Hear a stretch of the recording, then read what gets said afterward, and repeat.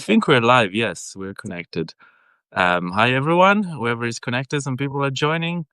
I'm very excited to be here with a very special guest, Emiko. Is that the way right to say it?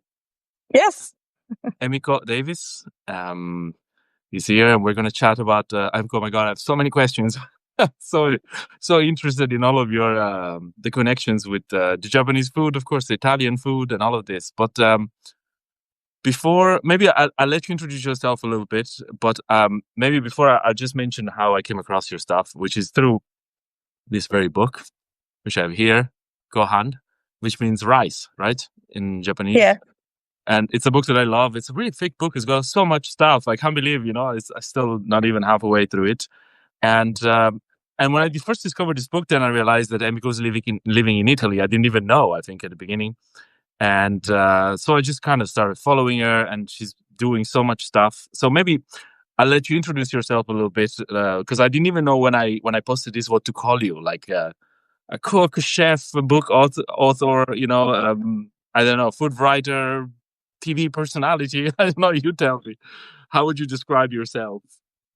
I think I normally go by food writer or cookbook author these days. I've written 7 cookbooks. Wow. The 7th one, though, is like literally coming out in 2 weeks. So that's amazing. What is that one called? This is a preview. The Japanese Pantry. It's kind of a follow-up to Gohan. But before Gohan, all of my cookbooks were actually about Italian food. And that's because I've been living in Italy for more than 20 years. I called Florence my home when I first moved here, and I actually first moved to study art restoration. I was a printmaker before, and I came to Italy really for the art and the history, and then I stayed for love and for the food. So. Yeah, over the years, my purpose for being here sort of changed, and I started writing about food on a blog in like 2010 when blogs were still a thing, and so I started writing about Tuscan food, the kind of food that you'd really find in Florence, because there was not a lot of good food writing about regional Italian food at the time, and that's how I started my cookbooks. So the first book was about Florentine cuisine, and then it's just sort of, it went on and on until Gohan was when I decided, after 5 Italian cookbooks, that I actually wanted to write about the food that I grew up with, the food that I call my like nostalgic sort of comfort food, my home food. And that's okay, Japanese. But wait a second. Sorry, I don't want to interrupt you, but I want to know about what happened then before Tuscany, right? Because I hear an Australian accent. Do I? Oh, yeah. But obviously, I know that you have a connection to Japan as well. Can you tell us a little bit the story about that? My background? Yeah. So my father's Australian of British heritage, and my mother's Japanese. She's the only person in her family to actually leave her town. So she met my father, and then they decided to get married. Like on a whim, kind of. Yeah. They met in Australia while my mum was on holiday, and they've been married.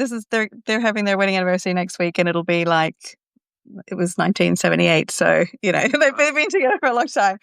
And where is that in Australia? They live in Canberra. Oh, in Canberra, okay. And that's where I grew up. But then we moved to China when I was about 5. So in the mid-80s, I lived in Tianjin for a couple of years, and then we moved back to Canberra, and then we moved back to Beijing, to China, back to China, but to Beijing when I was 11, and I went to middle school and high school in China, finished high school there. And then I went. You were fluent, obviously, in Chinese as well. Or? Yeah, at that point I was. Yeah, I was fluent. I could write essays in Chinese. I could read the newspaper, but it's just I have never used it since, very sadly. So it's kind of it's very rusty. And I think that my brain has only like the capacity for like one language. So Italian has kind of taken over all the Chinese that I thought I knew. But and then I went to the US for art school. And then at a certain point, I was like, oh, I'd really like to study abroad. I was already abroad, but I really wanted to go to Europe, and somebody pointed me to Florence, and so I went to Florence basically on a whim, like no expectations. I just wanted to go anywhere in Europe, and totally fell in love with Florence. And that was 2001. So it was a very, very different Florence to what you see now. And you were Very coming from the different. States, right? At that Yeah. stage. Where At were the, you in the States? I was in Providence, Rhode Island. Okay. Yeah. Yeah. So it's I'm always curious about when people travel so much and also their families travel so much. So if I were to speak to I don't know 18 years old Emiko and I asked her, "Where are you from?" What would you answer? Oh, that's one of those questions that you go, well, how long do you have? No, I And know. it's still the same answer. I'm like, well, if it's really quick, the background is sort of Australian, Japanese. I lived in China, went to school in the States. Like it's a complicated answer. Yeah. I'm a third culture kid is sometimes what I tell people. Yeah, and do you still feel very connected to China as well? I'm curious because obviously none of your family is from there, right? But you spent a lot of time there. It was China for me was a very, very special place. I mean, I spent my adolescence there, like from Yeah. age 11 to 18. I mean, that's like a really, really important part of your life. It definitely made, a really huge impact on me. The thing that I know, I mean, I haven't gone back to China since then. So that was, like late 90s. So it's it's like a different planet there now from the China that I knew in the 90s and 80s. Um, so I have to kind of like remember. I mean, this is a bit like Florence as well. Florence has changed so much, and I used to love Florence so much. It's the reason I moved here and I live here now. And these places have changed a lot, and so I have a bit of nostalgia for those two places. But Beijing of the 90s, Florence of the 2000s, early 2000s. And then But yeah, just for the people joining in now, because Emiko now lives doesn't live in Florence anymore. Where do you live again? San Miniato. San Miniato, which is a small town, right? Very small, Very but it's beautiful. 30 minutes from Florence, 30 minutes to Pisa, so it's really like very central. Yeah. Yeah. Okay, so then as you moved to the States, then you went to Italy and you basically stayed in Italy ever since. And I you was like, kind of, this is my place. why do you think that is? I'm curious actually, because obviously you You lived in know, such different places. yeah, I've thought about this for a long time. Like I've been questioning myself for a long time, like why Italy? I think I don't know, something about the beauty of the place, the history. I really love history. I really love art. And so that's initially what drew me to Florence. Yeah. And then I also just really, really love how, okay, I'll talk of like Florentines or Tuscans in general are really open, straightforward. They just tell you to your face what they think and have no problems, like no filters. I love that. I really, really like that. And I like that you can tell straight away what people are thinking, what their emotional state is because it's like there, Yes, I also find it amusing. I find Tuscan people have a quite aggressive sense of humor in that kind of Yeah, direct they way, do. which is a bit like if you don't know what it is at the beginning. I'd love to hear your accent in Italian now because we haven't spoken a word in Italian yet. But see if you have I'm sure you have a Tuscan accent because you've been there Mi, pretty much mi your entire. dicono che ho l'accento toscano, però non lo so. Okay, that's great. But so I'm just curious because obviously I didn't know so much of all of your work about Italian food, you know. I'm curious about your writing about Japanese food, obviously, because again, you come from a very mixed background to a certain extent, right? Um, so do you feel your writing about Japanese food and your conception of Japanese food is very much tied to your mother's side of the family, right? Yeah, Is it fair? absolutely. Is it fair to say that it's something that was very much connects you to your space as a child at home with your mother making this food, or you visiting your grandparents? I presume you did that, right? Yeah, we visited every year. I was lucky enough that my mum, I think, was also homesick, so she would take us every year to visit my grandparents, and that was always a very special time for me. Practically all of my childhood memories, when I really like sit and think very deeply about them, are all in Japan. And I think partly it's because, those are the times we were doing something exciting, like going on a holiday, going on a trip, doing something a bit different. And so they're like, really implanted in my brain. But And was there any Japanese community in Canberra or other places where you could live that side of your family at home? yeah, in Canberra, yes, because it's like the diplomatic city, it's where all the embassies are. And growing up, we had lots of friends that were, mixed families like us. So that all Japanese wives with Australian husbands who all had kids. We were all the same age. Some of these kids I'm still in touch with today. They're like closer than my actual cousins. So these were definitely like, families who were like the my parents' chosen family, or at least for my mom, I think it was really important for her to have her like best Japanese friends, And did she speak around her. Japanese at home with you all the time, your mom? No, she did when I was really little because I was her first child, and so I think it's kind of natural that you want to speak, your mother tongue to your children. Yeah. And when I started preschool in Australia, she thought I would get confused, and so I was speaking a lot of Japanese at that time, but she switched to speaking only English, and so my Japanese has remained like toddler level. And even now, you. Yeah, I mean, I would say I can understand a lot of things. I can get by. I can communicate at home. I don't know like the formal Japanese vocabulary very well. That's really tricky for me doing the formal version of the language, or just having a conversation with an adult about something. I don't have the vocabulary to have like everyday conversations unless it's to do with the house, or maybe the food, or something that kids might be talking to their parents about. Yeah, no, I'm always very fascinated, Um, for people who are really connected to a culture, but also removed to it, or sort of first generation, and also what that kind of means for us, or how it manifests in a way later in life. I think it's interesting that you said it took you obviously until fairly recently to actually write about Japanese food, right? Um, yes.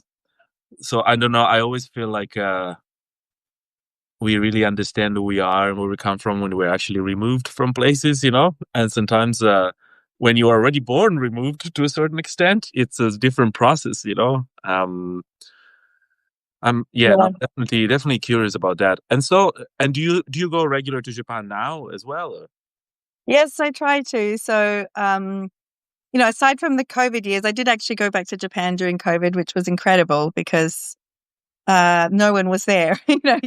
No, Japan was very, very strict during COVID, so you could only visit from outside. As a non-Japanese, if you were with an immediate family member, like a brother, a sister, mother, wife, or husband. So that was amazing. And I've been back almost yearly since then. Um, And Going back how in are a your month's time. daughters? How are your daughters connected to the whole idea of Japan? Because obviously They they're already twice removed.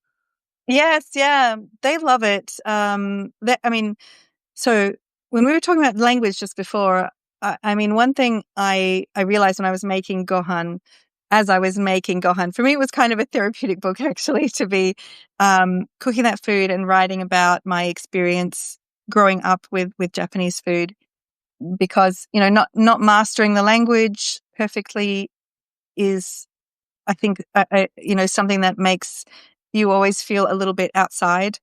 Mhm. Um, and one of the things I realized was I am fluent in food. Like the food, the Japanese food, the home cooking is it's what is most recognizable and what is most familiar to me. And all of those flavors, the sort of the special dishes or even unusual sort of ingredients, those for me are really like, that's my soul food. And so it was really beautiful for me to be writing about it and cooking it, but also cooking it for my children. So Yeah. even now, my kids, like, their go-to comfort dishes are the comfort dishes that my mother made for me, which I make for myself when I need a comforting, and then therefore I make for them when they also need comforting. And it's the dishes; those are the dishes that they ask for And now. what are So, they? well, okay, one is in Gohan, and it's just a really simple, like, it's almost like a fried rice, but it's just egg. So it's egg and soy sauce that you whip, you beat it together. You cook it very quickly in a pan. Takes no time to make. You do need to have like already cooked rice Yeah. waiting. You can even use cold rice, and you put that into the pan with the egg and the soy sauce. You kind of scramble it all together very quickly. Okay. So it takes no time to make. It's like when you don't know what you want, or you're kind of tired, or you're not feeling very well. It's one of those dishes that's just super comforting. That's one of them. Japanese curry is the other one, and that is on request weekly, if not several times a week in my I mean, house. everyone who I know is from Japan talks about curry being like the known It's the food. it's the family food. Like, this is what kids want. They have it at school. You have it in like any kind of canteen situation. So if you work in a place where they have a cafeteria, there's always curry. It really is like, that's the taste of home Yeah, cooking. even in the lounge in the airport in Japan, every time Exactly. there's always a pot, because I guess it's one of those food that really works. You can keep on the pot, Exactly. and then as long as you have some Yeah. rice, it's Everybody like loves it. Yes. it's a win-win. It's the pasta al pomodoro for Japanese. No, for sure. I mean, except that pasta pomodoro, like if you cook it and leave it on the thing, it's gonna No, become it doesn't. terrible in 5 minutes. But curry actually doesn't, because I guess all Yeah. stews, they. Um. So okay, so I'm very interested about Italian food, obviously, because that's where I'm from. Well, my family is from southern Italy, from Sicily, from western Sicily, which is also like its own universe.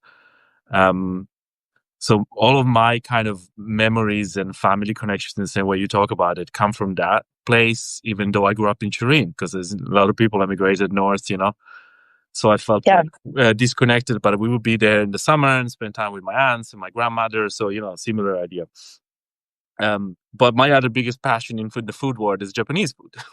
And I can't even tell you exactly why, actually.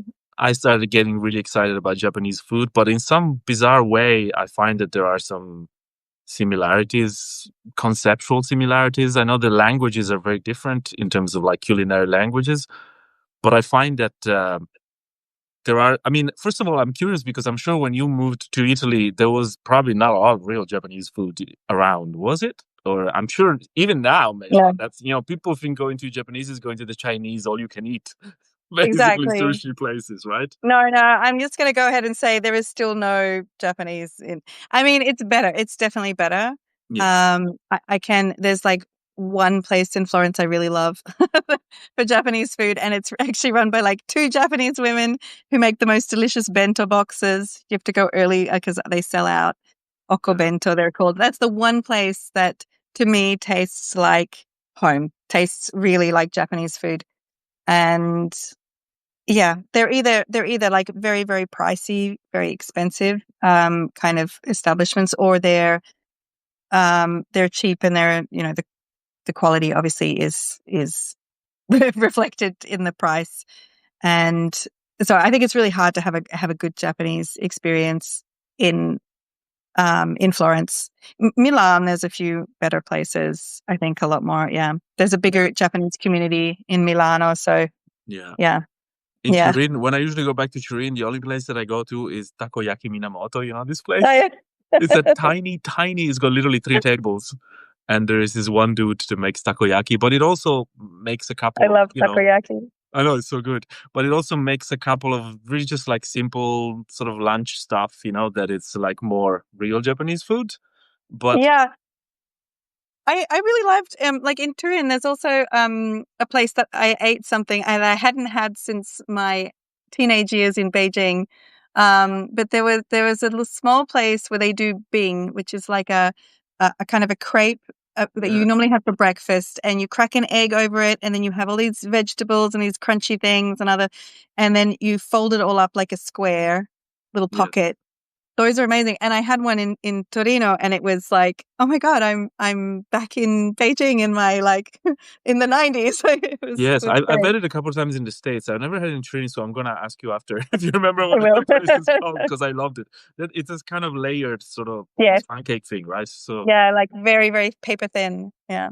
delicious. But yeah, so sorry, going back to the Japanese and Italian food, do you think there are languages that speak to each other? Do you think there are Yes, similarities? 100%. Tell me So, what do you think they are? okay, so I've thought a lot about this. I'm sure. Every Because day. no, because yeah, every day. No, also because even before I was, remotely close to writing a cookbook, I had very many moments where I was like, wow, this really reminds me of something Japanese.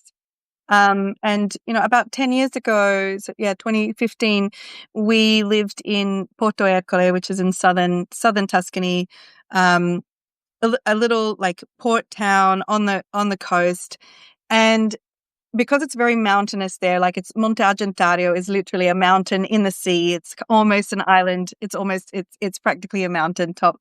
And so it's very forested. So you have all this like forest food, like mushrooms and chestnuts, and then you have all the seafood, the very fresh seafood. And in this particular place, there are dishes where you have these, I think, unusual combinations of food, which to me tasted very Japanese.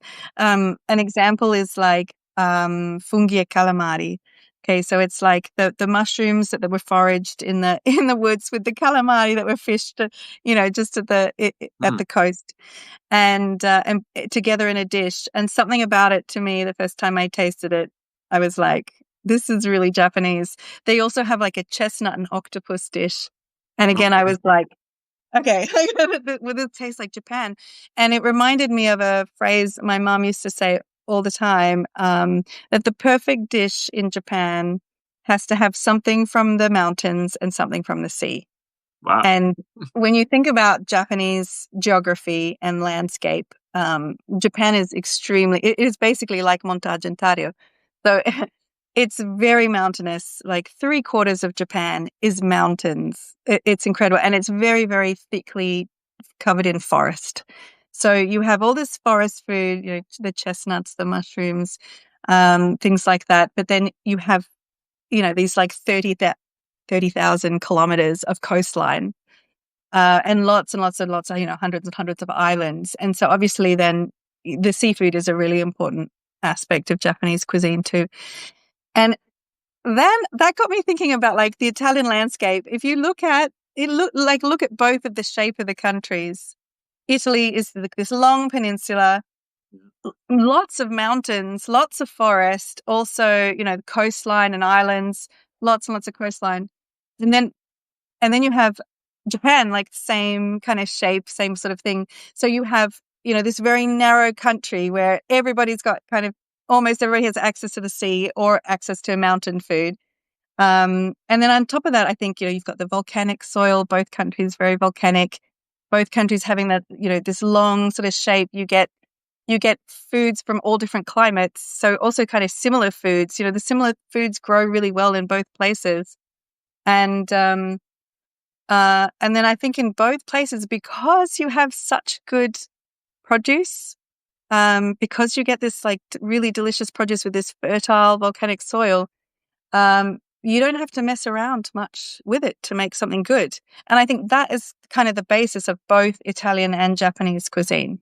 Yeah, that's the first thing that I kind of related to. I was like, there are both cuisines that are actually quite simple, especially when it comes to home cooking, because people think, oh, Yeah, food, yeah, if you want to be a sushi chef, you have to train for 10 years, but it's like, this is not what people eat at home. That's not what we're talking about, right? exactly. So, and when Yeah, it comes to actual food that people eat, it's like Italian food, you need about 5 really good ingredients and you can do almost everything. Not really, but you know what I mean? The exactly. basis, No, you can. Yes. Yeah. it's a lot about actually using super high quality ingredients and just letting them play, right?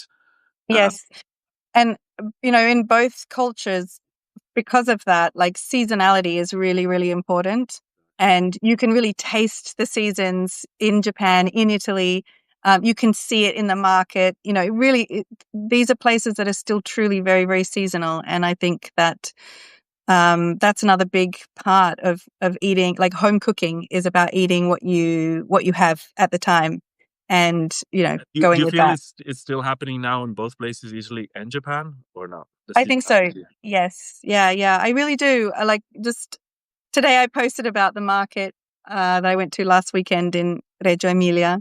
Mm, And it felt so beautifully autumn. It was like this snapshot of like that exact date in October, and you had the mushrooms, the chestnuts, the nuts, the cavallone, like just all of these things that just looks like autumn.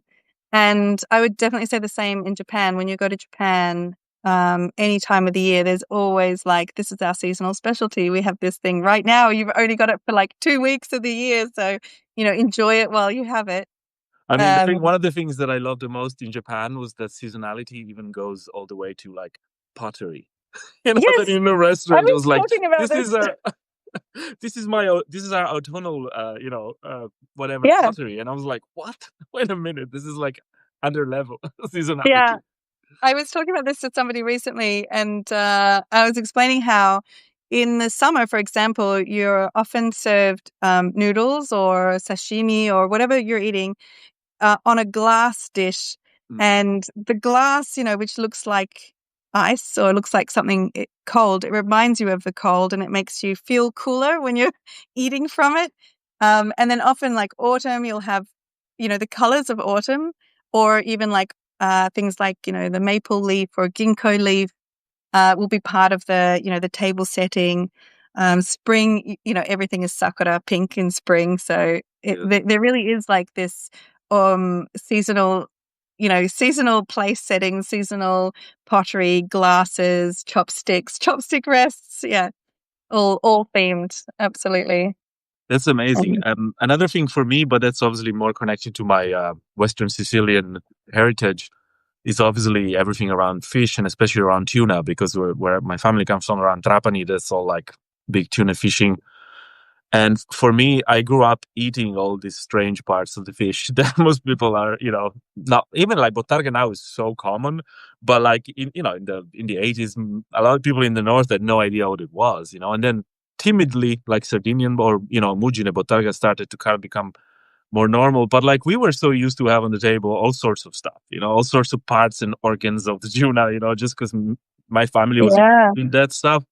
So when I started talking to Japanese people, and they offering me all sorts of like, I don't know, cod sperm or something like that, I'm like, or the, okay. the like the cheek of like in Japan, you can buy the fish head, and you just take that home. And my grandmother loved that. She would cook the fish heads, or the fish collars. Like this part Yes, of the the color is the best. I it's love the color. delicious. My mom makes a really, really good fish collar. There is one And izakaya here in Dublin that makes fish color, like a yellowtail yeah, color. I order it every single it's the time. best. That's all I want to eat. It's so tasty. But It's the even like best. my dad, when we used to buy a big fish and and cook it, he would literally give us all the fancy bits and the fillet, and then he would just eat the head, Yeah, whatever what the head and yeah. whatever My the bones were left. my grandmother's favorite was the eyes, so we would save those for her. No one else wanted them anyway, but that was her favorite part. But Yeah, so Japan has a really really like long term, like well embedded, like no waste philosophy in their cuisine, and seafood in particular. You never waste any part of the fish at all, and so I think that is also like a really similar philosophy that you find in Italian food. And another thing I was going to say is like fermented foods yes. that both cultures share. And, um, now it's like very common to sort of see, especially in like fancy restaurants, like la colatura di alici, Mm-hmm. which for people who don't know what this is, it's, when you make salted anchovies, you have these anchovies that still have, like, they have their heads cut off. They still have all the innards in them, and then you layer them in salt in barrels, and then you put a heavy weight on top. So these anchovies, like really get really quite flattened in there, and they're pressed. All of these juices kind of come out of the barrels and drip out, and this like golden literally liquid gold juice that comes out is collected, and it's called colature di alici. It's fermented and it's like a fish sauce. Absolutely amazing, like on a little bit of pasta or as a salad dressing. Really incredible. And there's something very similar in Japan. And actually, people would know it as tamari, which is a kind of soy sauce.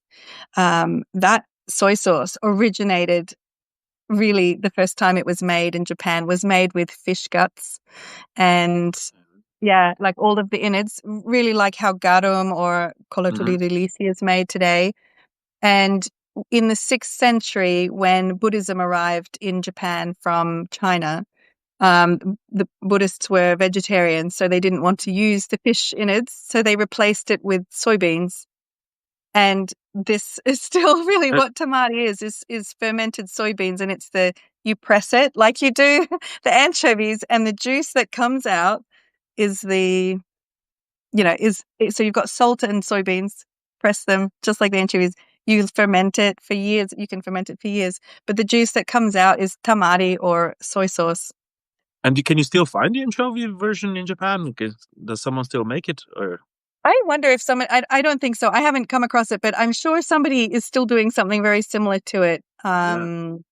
I mean, yeah, a lot of things are used and not thrown away in Japan. But the origins of it, I mean, we're talking like a 2,000-year-old version of the soy sauce, but the origins are, when I first read about it, I was like, it's just colature di alici.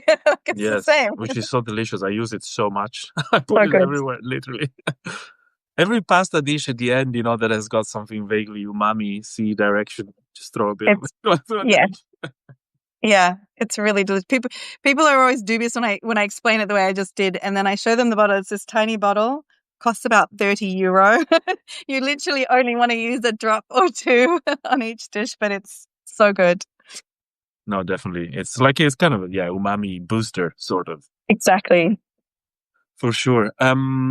Okay, now it's very interesting. And I wonder, when you started writing about Japanese food, who were you writing for? I don't know if that's a strange question, I don't know if it's something that you asked. No, it's a really, really good question. I was writing for a couple of different people. First of all, I had so many people tell me, like all kinds of people, other cookbook authors, really, really people who know how to cook well and who often cook other cuisines that are not of their own culture. And just, really interested food people. Many told me that they had never attempted to cook Japanese food at home and that they were intimidated by Japanese food, that they thought it would be really difficult. Yeah. And my response to them was, well, home cooking is not difficult at all. Sure, it can take, decades to master the art of like slicing sashimi perfectly, but that's not what most people are eating at home. Like that kind of food you would eat like maybe one time a year. You're not eating that every day. The home cooking that you eat every day is really, really simple. And, when I explain to some people, this is the food I make when I'm like tired, I don't have a lot of time to cook, everybody's hungry, I need something on the table. They were really surprised. And so partly I wanted to, introduce people to this kind of food. I wanted people to see Japanese food like they do Italian food, which, it is for many people, Italian food is considered the perfect kind of home cooking. It's food that everybody likes. It's food that relatively easy to make, relatively easy to throw together. Right? Like a lot of people in the States think it, is the perfect kids' food because all kids like Italian food. It's like pasta with sauce and meat. Yeah, exactly. So you don't have to I mean, as a mother of 2 kids, yeah, it's hard when you're like, you've made all this food and then someone's like, I don't want to eat this, So yeah, you want to make food that everyone's happy to eat. For me, that's Japanese food. And so partly I was writing for those people who had specifically told me, oh, I'm really intimidated by the idea of cooking Japanese food. And sorry to interrupt you. Most of your followers, your blog, I presume, was in English, right? So you had a lot of American followers and Australian, a bit all over the Australia, place. America, UK. Yes, So yeah. there was kind of your audience to a certain extent, right? Or Yes. Yeah, I already knew that they loved Italian food, and I was sure that they'd love Japanese home cooking. If you love Italian home cooking, you're going to love Japanese home cooking because they are, to me, they're very, very similar. You know, similar philosophy, similar concept. Open the fridge. What have you got? Throw it together. You know, and the other people I was writing for were people like me who had a Japanese background, maybe didn't grow up in Japan, didn't know how to make the dishes that their grandmothers made.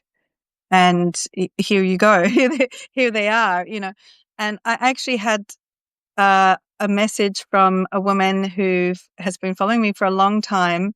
She bought that book and she wrote me a message that made me cry because she said that her name is Hiroko, and she's Japanese but lives in the US. And she said that after her mother died, she had never attempted to cook any of the dishes that her mother used to make because she didn't know how to make them. She didn't get the recipes from her before her mother passed away. And so she bought my book, and one of the dishes that she cooked out of it, she just said it was her mother's dish. And so she wrote to me to say thank you for that. And that, you know, that was like, oh my God, like now my work here is done. I don't have to, that was just the most beautiful feedback. That's really like one of the big reasons why I wanted to write that book, was so that other people could have a record of those yeah, recipes that taste like super, super home. interesting. Yeah. Because it's a special place to be, you know. And did you ever feel, who am I to write this book about Japanese food? In Yeah. terms of like, obviously, you not being a Japanese person living in Japan right Yeah. now. And how did you, how did you get around that obstacle? You know, because I know as a creative person, that's something that, we have a lot of, I'm sure you do too. Everyone does, I'm Doubts and suspicious of people that don't have doubts. That's something yeah. wrong with them, right? Go like, Yeah. who am I? Or imposter syndrome or whatever. I don't know what you want to call it. But did you feel that when you were writing about Japanese food? Totally. In fact, it took me years to get over it because I'd initially proposed this book to my publisher in 2019, and they turned it down, which I wasn't used to. They had always accepted all my other books. They turned it down, and that actually made me like really second guess myself. It took me like 3 years to get the courage back to actually like send it to another publisher and go, I am the person to write this book, and I want to repropose this. Um, I think for me, yeah, what was really hard was asking, am I the right person to write about this? Like, what right do I have to write a book like this? I mean, I could say that about all the books that I've ever written, and I'm Well, I mean, sure did it feel different from your Tuscan books? So I'm curious, actually, because very, sometimes when we're more yeah. attached to something, it's actually harder to make sense of it. Absolutely. No, it was very different. I feel like with the Tuscan and Italian books that I write, I feel more like a reporter. Like, I visited this place. I found out the history of this thing. Here is how you make it. These are the books I read that are, hundreds of years old. They do it this way. I have a formula for sort of telling the story of a recipe, or telling the history of a recipe, like I'm reporting on it. And you're Whereas, actually more detached from it, right? You don't yes, have necessarily the same amount of emotional connection to what you're talking about, right? yeah. I'm guessing. Whereas the Japanese books were a lot more like, well, this is the way it tasted when my grandmother made it, or this is how my mum would do it, and like all home cooking, there are, home variations that, just happened in your family. Hmm. Um, there's always that. And I love that. I love that variation. That's one of the things I love about like Italian cuisine, for example, is that everybody has their own version of all of those dishes. And this was the first time I could actually write about my own my own food memories and my own nostalgia.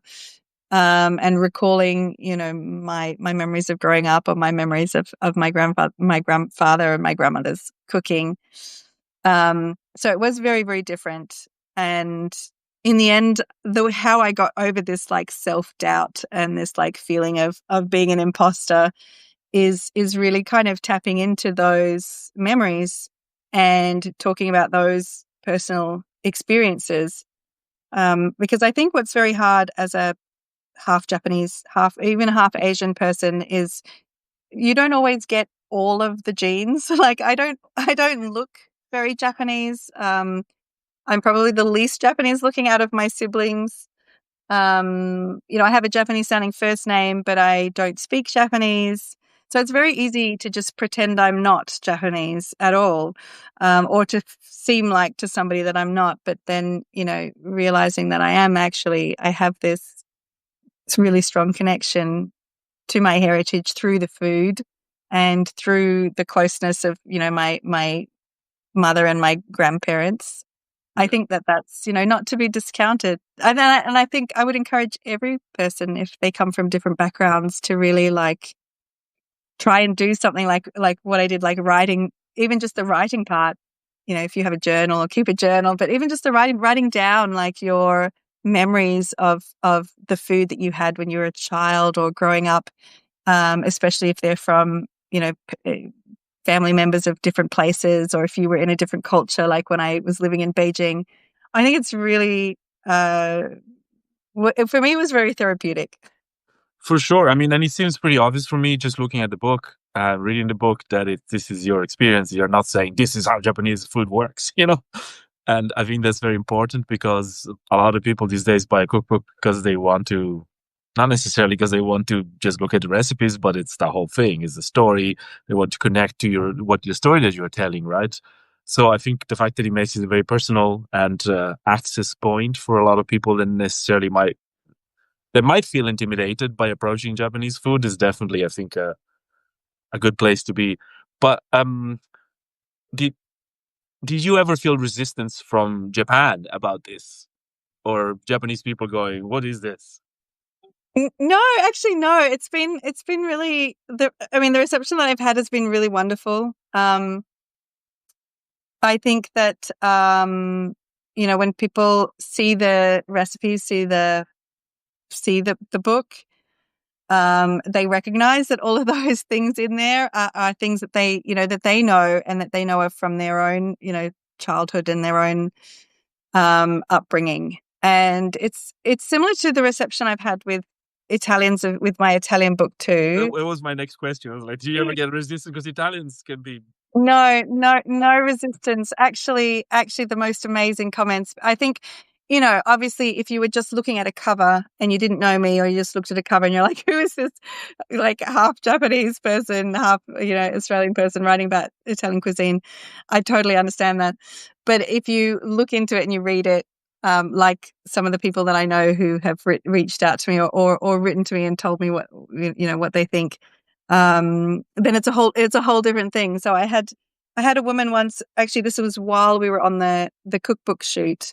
I have a dish in aquacotta, which isn't really a dish. It's barely a recipe, but sometimes I put recipes in there as like ideas, like this is really good, and it's really special, and you should try it.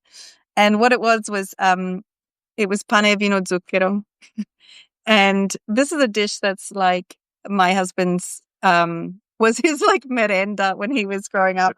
It is a slice of bread with a little dribble of red wine and a sprinkle of sugar. I know it's not like child friendly, but that's yes, people, that's what we do in Italy. Yes, and it's like a teaspoon. It's not a lot. And we were photographing this recipe on location in Maremma, and the owner of the place we were staying, the Agriturismo, happened to walk past while I was like sprinkling sugar on this bread and we were taking the photos. She stopped dead in her tracks. She was like, "Is that pane vino zucchero?" Like she just couldn't believe it, and she said, look at my arm. I have goosebumps. Like she said, I haven't thought about that dish since I was, since I was a little girl. Basically, just seeing it, she was like catapulted into a time and a place, and the nostalgia just overwhelmed her so much that she had goosebumps. And later, she was telling me like, I would never think that's a thing to put in a cookbook, and I got this from a lot of Italians saying, you put things in there that like maybe we wouldn't think is worth putting in a cookbook. And I put them in there because I think they're special and I love the story behind them. And like I said, I think they're a great idea. Everyone should try this pane vino zucchero. Um, but for many Italians, I think, they think that what should go in a cookbook is something that's more special. Like it has to be a particular, like maybe a complicated dish or something that you would do, for a special occasion, not like everyday kind of simple foods. And so people have reached out to me to say that they really appreciated that I wrote about things like that, because I think all food, has connection. We have a connection to food. Food is one of those amazing things like music or smells that, when you eat it, you literally time travel. I think it's like the closest thing we have to being able to go back in time. And that's really important, I think. You tell me, because you probably know more about the Italian food book scenes. I almost have a feeling that there is not quite as much as it is in the English-speaking world in terms of the types of book like your book is. I have a feeling when I walk into a bookshop in Italy, mainstream, big ones, whatever, it's either like some kind of influencer, whatever, celebrity cookbooks, or there is those very minimal kind of just mostly text-based collection of like 700 recipes, Yeah. regional stuff. But this type of book, like story and beautiful photography, I just feel like there is less. I don't know if it's my impression. Do you agree? No, it's less. In fact, there's not a lot of these kind of cookbooks. I think Italy is more about cookbooks for things that maybe you don't know how to make at all. So, like, let's say a whole book on pasticceria, or a whole book on sourdough, or these like single. Yeah, technical, like very like single subject, really technical things. Or going on the other side, like Gohan is my only book that has been translated into Italian, and it's because Japanese food is really popular in Italy, and people are like, I don't have a nonna I can ask. How does she make this stuff? I'm going to need to buy a cookbook, right? And I think that's partly why Italian cookbooks, even regional books, are not that popular in Italy, because you're like, well, I'm just going to ask Nonna. I'm going to ask my mama, how do you make that dish that you always make? Mm-hmm. You don't really need a cookbook, even though I think, the kind of cookbooks I like to read personally and that I like to make are more than just a collection of recipes. They're stories and histories, and they transport you. And those are the kind of cookbooks that I like to read. But I think that Italy hasn't caught on to this Totally. as the use of a cookbook. It's much more literal. So you have the celebrity books, you have the single subject books, and maybe you have cuisines of other cultures that you don't know how to make. And so it's I think it's a small market here as well. So. No, for sure. I remember actually one of the first times I reached out to you was I was asking you where to find your book. I think maybe we chatted on Instagram, and I assumed that it was in Italy, and you were like, "Well, I don't know yet. Maybe it hadn't been translated yet. I can't remember." But it took like a year for it to come out in Italian. But yeah. Yeah. And just another thing I wanted to touch on, because you mentioned it there, and it's something that I'm always very interested to discuss, because you were talking about the variations, every nonna has a different way to make even just tomato sauce, really, something as simple as that. But how do you feel? Because in Italy now there is a lot of what I call gastrofascism, where people go around screaming, this is the only way to do this dish. It's always been like this. There's no other way, which is like complete rubbish, if you ask me. I mean, I understand sometimes the function, some of the sentiment behind this idea of preservation, but I also think, and I've researched a lot of traditional music from a lot of different places, and this works exactly in the same way because we're dealing with oral culture here, and oral culture is not written by definition; it's oral, right? So Completely. already that, like, my mom would never write a recipe unless it's like pasticceria or something and needs some kind of like, scientifical amounts and things like that. So it's all a occhio or orecchio. That's why Yes. my page is called Cooking by Ear, because it was exactly trying to recreate that idea of, when some actual tradition that is alive is constantly in movement. I like to think it is something that rolls. So I learned from my mom. Doesn't mean I do it exactly the same as my mom. Also because I'm living in Ireland and I can't find exactly these things. So things kind of move, right? I mean, how do you feel about that, in the sense that I know in Italy there is a lot of very strong feelings about this is the only way to do something. Did you get Yeah. resistance about that kind of stuff, or do you agree? Oh, I love debunking the people who are like, this is the only way to make a carbonara. This is the only Oh way my to do God, the this. carbonara! Don't get me I know, started. it is ridiculous. I mean, I have written about that before, but I could go on and on and on about that. And because I love studying history, I love looking at old books. I know I know that that's not the only way to make a carbonara. No. It's not the only way that people did things. And also, and this is something I think Italians kind of forget. But for like a good 20 years before, I would even say a good 30 years. So before the 1920s to the 1940s and World War II, and then shortly after World War II, all food changed during those decades. That's a long time, let's say 3 decades. It's a long time. And food, really did change. And also what was available changed a lot during that time. And so people did what they could, and they made do with what they had. And then after the war, then the industry built up, and then there were more things available, and then things changed again, right? So there are, hundreds of ways. There's no one way to do anything in Italy. I am 100% sure of that, across the board with anything we're talking about here. But just to give you an example, other than the carbonara, which was invented in World War II, by the way, and they were using what they had, and there's no strict rules around that whatsoever. And And the anyway, first recipe printed was from the United States, actually. yeah, yes, it was. It was And from a restaurant in Chicago. yeah, And exactly. also some of the best Italian cookbooks ever written by the most important gastronomic people have cream in their Oh yeah, carbonara. So like, totally. And that's the thing. People like it just drives me nuts, because also as the dish has such a short history, people get so obsessed about it, yeah, and it's changed so much. And of course, they used cream in the 80s. It's like it was everywhere. And I feel like exactly. now cream has become an insult.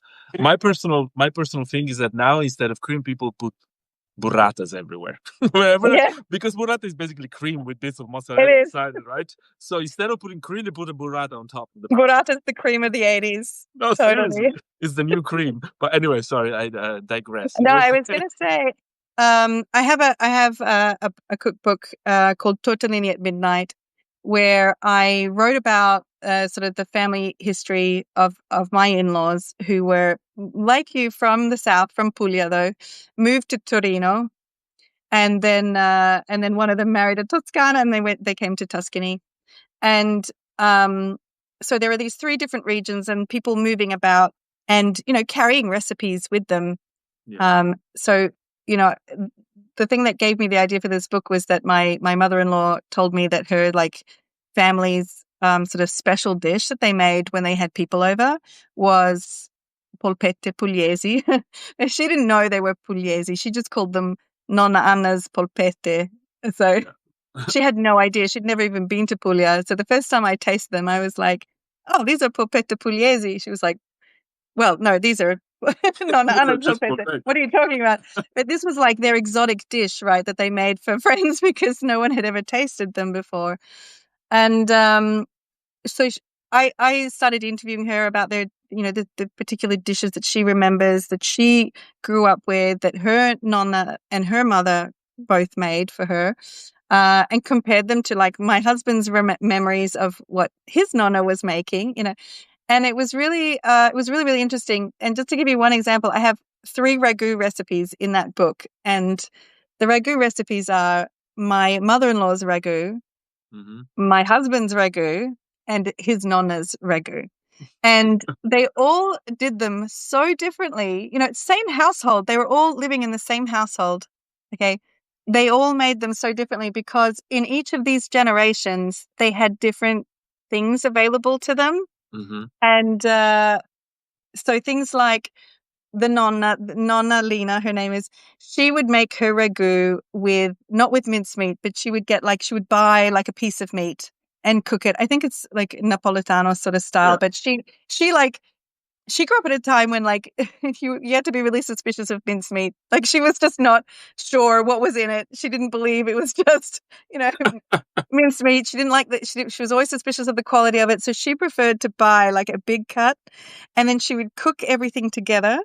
And then she would pull out the meat and like mince it up with her mezzaluna, so she's cutting it up like this, put it back and that was her ragu. And then my mother-in-law has a whole different type of ragu. She uses mince, she uses pork and beef together. Sometimes she puts a sausage in there. She changes it practically every time she makes it. So I was there trying to write down what she was using, just sort of observing, writing down every time she changed it. But more or less, it's I finally got like the medio recipe of what she was making. Takes her 2 days to make it. And then Marco, my husband, has a whole different other way of cooking it because he worked in fine dining restaurants. He has a different method, different technique. And there were lots of arguments when I was interviewing all the family members about the recipes, about, whether or not Nonna Lena used tomato paste. No, she would never. Yes, she always used it. She never did, like all of these things. And again, it was just like, well, actually, was it because it was more available than, regular pomodoro at the beginning? And then at some point she switched, and then, because there's also that, like, what was available in the supermarket, or was there even a supermarket? What was available at the market? What could you cook with? So even as one simple dish in the same household, can really change from generation to generation. Um, uh, it's just, people people need to get over thinking that there's one way to make something. There's And literally and thousands. like, why? For me, it's much more exciting to hear this story that you're telling me that everyone does it differently, as opposed to, this is the only way. I mean, I can imagine maybe it stems from seeing the bastardization of whatever people think Italian food is all over the world. Probably Yes, comes from that that. yes. But at the same time, I don't know. I don't feel personally attacked. It's like, are you asking me to eat it? Is a different conversation. But this is the fate of something that becomes extremely popular, is that it travels all over the world. That's why Italian food is so popular. It's because Yes. everyone kind of thinks that they know what it is, and probably, I mean, at least is the way I feel, is because of Italian American food. Because obviously the United States are, ultra capitalist in everything. So, like, whatever the world think is Mexican food is actually Tex-Mex food, in the same Yeah. way. Whatever the world thinks Italian food is Italian American food, really, kind of, garlic breads and whatever, that kind of stuff, Yes. spaghetti meatballs. But if that's a good enough reason for people getting interested in Italian food and then coming to Italy and wanting to try, the tricky thing is that sometimes they come to Italy and they expect to eat that stuff, I guess. Yes, and I think the other thing with that, with like the immigration and Italians moving to America, to have the example of Italian American food, is you had a mix of different regions as well. So you had people from all different parts of Italy coming together in one community, and the food, I think, is a result of that, like, mixture of regions. And when you come to Italy, the reason you don't find that is because we don't have that mixture of regions here. But that's also one of the beauties. I think Italy is just endlessly interesting and exciting place to eat in, because every place you go has, the traditional dishes, something that they do differently, something that only they do. And I think Italian food, you could study it forever and still not eat every single little thing that there is to eat here, because there is so much variety. Yeah, and so much ultra I mean, not even regionality. It's like campanilismo. It's like your Yeah, own, not even village. It's your own like little quartier, your literally block, your your neighborhood. block and your church, kind of, And it's interesting because it's sometimes I feel like it's one of the traits of Italians that I don't like because there is almost a little bit of defensiveness towards anyone who is not from that you know, very small area and everyone else is the enemy and is trying to get something from you. I don't know if you feel the same, it's something that I see a lot in Italian. They can be super open in one way and they'll die for you if you're part of the gang. But if you're not part of the gang, it's a little bit like, who is this person that's trying to get something from me? And I guess maybe it talks a lot about the history of Italy as well. But it also, I think, is very interesting because it's so, you know, there is so much variety, like you're saying. Do you feel something like this exists in Japan as well, or not, in terms of the cooking and the food? Yeah, definitely. There's, really strong regionality in Japan as well, and a lot of that is connected to, I mean, like Italy, like what you had around you. So what was available, what you could grow in that area, because many parts of Japan are so mountainous that they could only have certain things grow there, or some places are really really cold or had really harsh winters. So they grew nothing, and so they had to, find another way to preserve the food. Or other places, like you go down south, southern Japan is like southern Italy. It really is like a whole different climate, um, and so you have different foods there too. So everywhere you go, there is that, oh, this is the town that's famous for udon, or this is the town that's famous for miso, or this whole corner of Japan is famous for kombu or kelp, or whatever other ingredient it is. I think people have less experience or less opportunity to try that for now. It seems like people visiting Japan, and I mean, Japan is experiencing a boom like it has never, ever, ever had of tourism. But I think people are really just going to the cities. They're only visiting Tokyo, Kyoto, Osaka. It's like going to Florence, Rome, and Venice. It's the same. You only see 1% of the country, and you kind of miss out on some of that regionality because you're not in the countryside if you only visit cities. I mean, Kyoto does have its specialties, Tokyo does have its specialties, but um, yeah, as soon as you're in the countryside, you can really experience it, feel it so much more. I mean, just like in Italy. I also, one of the other things that I love, I think that the two countries have in common is that the average quality of the food is really high. I mean, unless you're in a really touristy place and you're going to the really touristy place, it's like, even when I was in Turkey, sometimes I would just wander around and just go, oh, there's a line here. This must be good. I have no idea what they're serving. I'm just going to stand. And it's like, almost hard to go wrong in a way. It's Yeah. hard to get a really bad meal, even if you. I don't give out guides to Japan like for food because you can just go anywhere. And like Really? Tokyo is so big that I don't want to tell somebody you've got to catch a train. It's like London, to get from here to there, it takes an hour on the subway.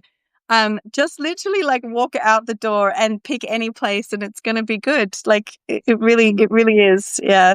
Yeah. And I think, I mean, Italy can have some of that too. Maybe not always, but in my experience, it's also for example, compared to France, which is a place that I've spent quite some time, especially the big cities. You can eat bad so easily, I find, if you don't know where you're going. While definitely not the case with Italy and Japan. Look, I mean, I could be here talking forever, but I just wanted to mention again, this is the book that I have, that Emiko wrote, Gohan. And can you tell us just two things about the new one? Because we never got there, actually. Yeah. So this is the new book. It's out on the 24th of October. So Oh my that's God, coming up so really soon. soon. Yeah, and basically it's kind of a follow-up to Gohan in the sense that when I wrote Gohan, a lot of people asked me about the ingredients. They had lots and lots of questions about Japanese ingredients, like, where do you buy them? Do you need lots of ingredients? How do you get ingredients in Tuscany? And I'm going to say that I had very limited. I have very limited ingredients here in general. Tuscany is not the place to buy, buying or cooking That's so food pushy. that is not Tuscan. Yeah. Yeah. So, what I wanted to do was sort of, again, to try and show people how it's very simple to make Japanese food with just a handful of ingredients. It's very simple to make. If you've got, whatever seasonal produce you have, add a couple of things from your pantry. You can make it. It's going to be beautiful, and it's going to be like really authentically Japanese. So So this I this book chose. is about. Yeah, so I chose like seven ingredients. Okay, so just slightly more than a handful. But you can have even like less of these. So each chapter is a different ingredient. So I have soy sauce, miso, seaweed, sake, rice vinegar, sesame, and tea. And I would say that sesame and tea are really just there for my indulgence. I love sesame, sesame paste, sesame oil, sesame seeds. You can use it all So in good. Japanese cooking. So good. And also tea as a drink, but also as an ingredient in like sweet dishes or even snacks.